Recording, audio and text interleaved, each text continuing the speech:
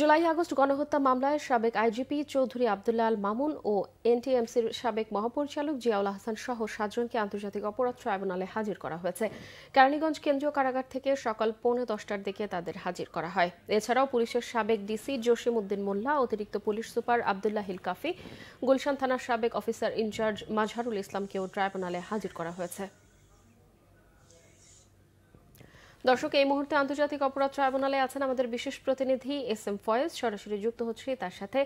Faiz, July August গণহত্যার মামলার বিষয়ে বিস্তারিত জানাবেন।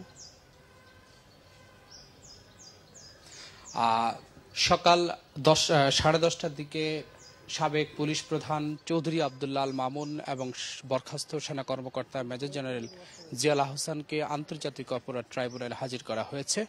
তারপর 10:30টার পরেই আদালতে হাজির করা হয়েছে মিরপুরের সাবেক ডিসি জসিমউদ্দিন মোল্লা, সাভারের এসপি আব্দুল্লাহ আল কাফি, এডিশনাল এসপি শাহিদুল ইসলাম, গুলশানের সাবেক ওসি মাজহারুল ইসলাম এবং যাত্রাবাড়ি থানার ওসি আবুল হাসান সহ 7 জনকে আদালতে হাজির করা হয়েছে দ্বিতীয় দফা। এর আগে প্রথম দফা তাদেরকে হাজির করা হয়েছিল।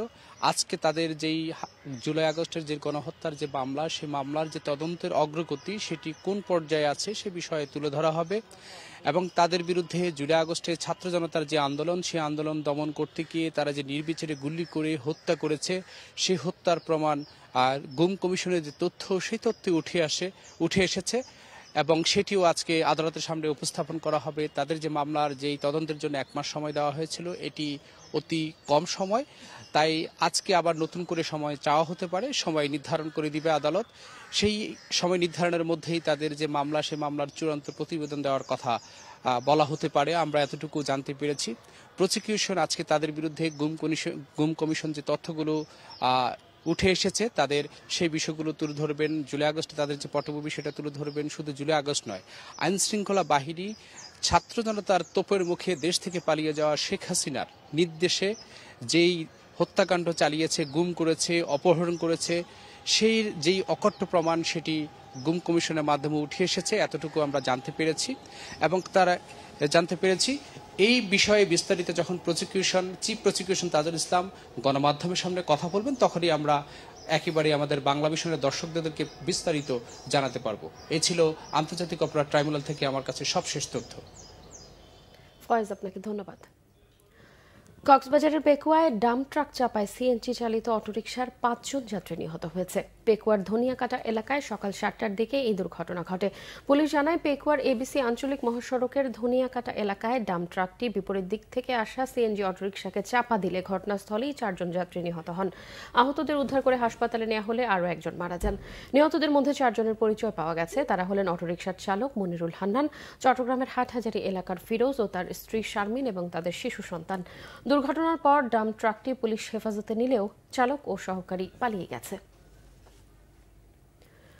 গুমের ঘটনায় জড়িত থাকার অভিযোগে 20 জন সাবেক ও বর্তমান কর্মকর্তার দেশ ত্যাগের নিষেধাজ্ঞা দেওয়ার ব্যাপারে প্রয়োজনীয় ব্যবস্থা নিতে বলেছে স্বরাষ্ট্র মন্ত্রণালয়ের সুরক্ষা সেবা বিভাগ। এই জন্য ওই কর্মকর্তাদের পাসপোর্ট স্থগিত করতে ইমিগ্রেশন, পাসপোর্ট অধিদপ্তর এবং পুলিশের বিশেষ শাখাকে নির্দেশনা দেওয়া হয়েছে।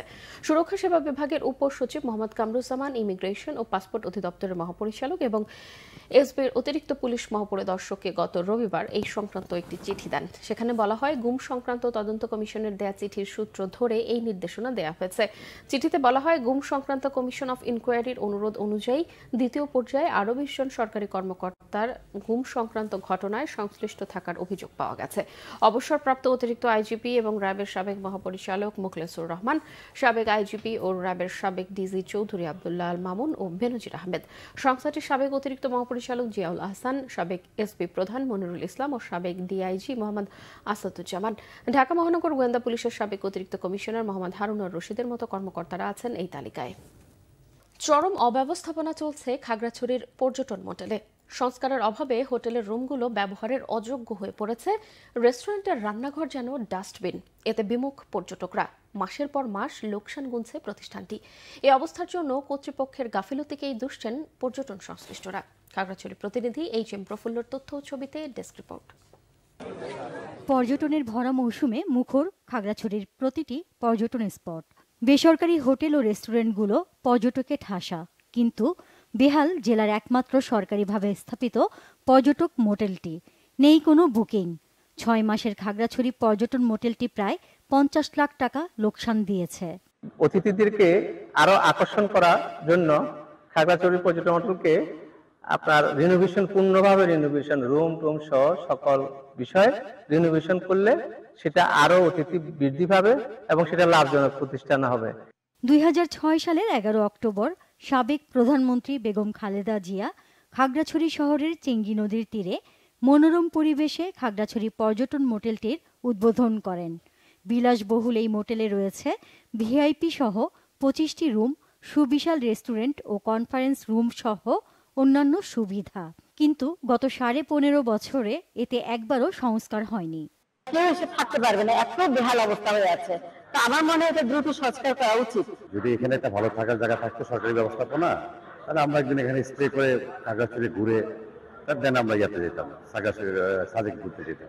বিলাসবহুল পর্যটন মোটেলটি থাকা ও খাওয়ার অযোগ্য হওয়ার কারণে পর্যটকরা বেছে নিচ্ছে বেসরকারি হোটেল রেস্টুরেন্ট। সরকারি ছুটির বদ্ধের দিনে আমাদের খাগড়াছড়িতে যথেষ্ট পর্যটক আসে।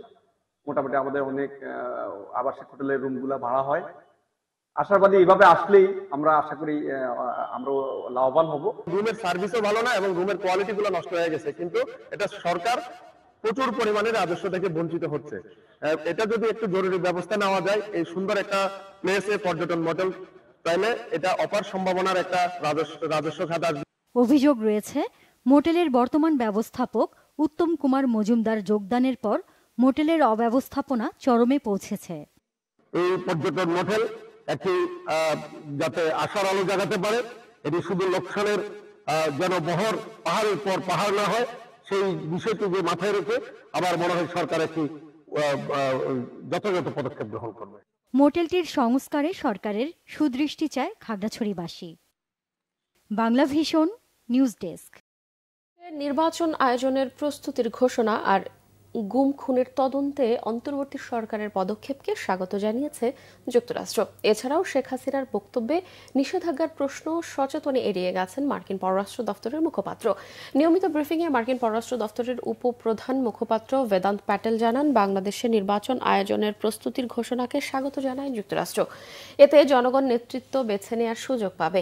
নির্বাচনের সময় নির্ধারণ অব্যাহত পর্যবেক্ষণে থাকবে উল্লেখ করে তিনি জানান, পুরো প্রক্রিয়া জুড়ে আইনের শাসন আর গণতান্ত্রিক মূলনীতির বাস্তবায়নকেই উৎসাহিত করে যুক্তরাষ্ট্র।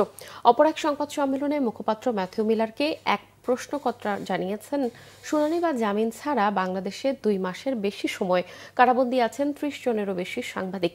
এ বিষয়ে অনেক মানবাধিকার সংগঠন ডক্টর ইউনুসকে চিঠি দিয়েছেন। যুক্তরাষ্ট্রের অবস্থান জানতে চাইলে মিলার বলেন, গণমাধ্যমের স্বাধীনতা সমুন্নত রাখা ও সম্মান জানানোয় বিশ্বাসী যুক্তরাষ্ট্র। এই ক্ষেত্রে আইনের শাসন ও সংবাদ মাধ্যমের স্বাধীনতার সাথে সঙ্গতি রাখা উচিত, যা আগের সরকারকেও স্পষ্ট করা হয়েছে। বাংলাদেশের মানচিত্র নিয়ে অন্তর্বর্তী সরকারের উপদেষ্টা মাহফুজ আলমের আলোচিত ফেসবুক পোস্ট আর শেখ হাসিনার বক্তব্য প্রচারে নিষেধাজ্ঞার বিষয়ে জানতে চাওয়া হলে এড়িয়ে গেছেন মিলার। দর্শক, এই ছিল এখনকার মতো। পরের সংবাদ বেলা 12টায় দেখার আমন্ত্রণ রইল। এছাড়া বাংলা ভিশন সংবাদ ও সংবাদ সংশ্লিষ্ট অনুষ্ঠান দেখতে ভিজিট করুন www.bbnews24.com ও facebook.com/banglavishnnews এবং সাবস্ক্রাইব করুন youtube.com/banglavishnnews। এখন সঙ্গে থাকায় ধন্যবাদ সবাইকে।